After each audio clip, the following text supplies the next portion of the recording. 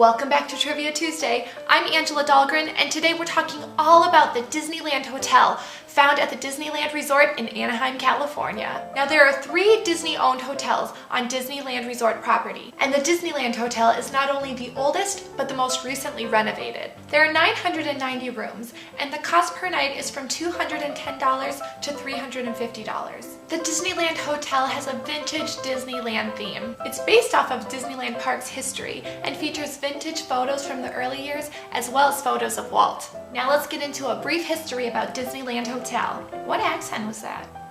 Mrs. Potato Head. And your angry eyes just in case. Now, money was tight for Walt when building Disneyland Park, so he did not have the funds to build a hotel. So he talked to Jack Rather, who was a petroleum engineer and TV producer, into funding the project and operating the hotel. This gave Jack the rights to the Disneyland Hotel and allowed him to build other hotels under the same name until 2054. You're a tough negotiator, Jack. Now, when Jack Rather passed away in 1984, the Walt Disney Company bought the entire Rather Corporation, which gave them ownership of the Disneyland Hotel in 1988. Now, the hotel was originally connected to Disneyland Park. However, when Downtown Disney and Disney's California Adventure was being built, that part of the hotel was demolished and the monorail station was placed there instead. Now, the Disneyland Hotel is made up of 3 towers. The Fantasy Tower, which holds the lobby and it's the most conveniently located. Adventure Tower, which is close to Downtown Disney. And Frontier Tower, which is farthest from everything. Or Frontier Tower. Now, as I mentioned before, the Disneyland Hotel is the most recently renovated out of all the Disney-owned hotels. The renovations began in August of 2009. This brought great improvements to the guest rooms, as well as that vintage Disneyland Park feel. Now, the rooms are a bit smaller than the other Disney-owned hotels, but they are great quality. The rooms have this monochromatic contemporary look. They feature 1 king or 2 queen-size beds, a small desk with 1 chair, pull-out couch, a dresser. Some have wet bars in living rooms, and they have large windows that filter the outside noise. There's black and white photography of Disneyland Park history and hidden Mickey designs in the carpet. Really cool features include a carving of Sleeping Beauty Castle on the headboards, as well as fiber optic fireworks also on the headboards. And with a flip of the switch, you'll hear a small rendition of When You Wish Upon a Star.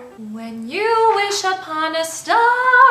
There are 3 room views to choose from. A standard view is of the parking lot or neighborhoods close to the resort. The pool view, which faces the monorail water slides and/or the e-ticket pool, and the resort view, which faces Downtown Disney and the Disneyland Park. The e-ticket pool is 4,800 square feet, and it's really more of a water play area. It features water slides that resemble monorail trains, and there's a kiddie slide and bubble jets for younger kids. The D-ticket pool is for swimming laps, and there's also a hot tub as well as the opportunity to rent cabanas. Now let's talk about food. Goofy's Kitchen is a character buffet featuring Goofy and all of his friends, and they serve breakfast and dinner. Steakhouse 55 is very underrated. It has great meat, a good wine selection, and is the perfect place for date night. Trader Sam's Enchanted Bar features appetizers and cocktails and has both indoor and outdoor seating. The Tangaroa Terrace is a poolside retreat that features breakfast, lunch, and dinner. And the coffee house has a small selection of pastries and coffee.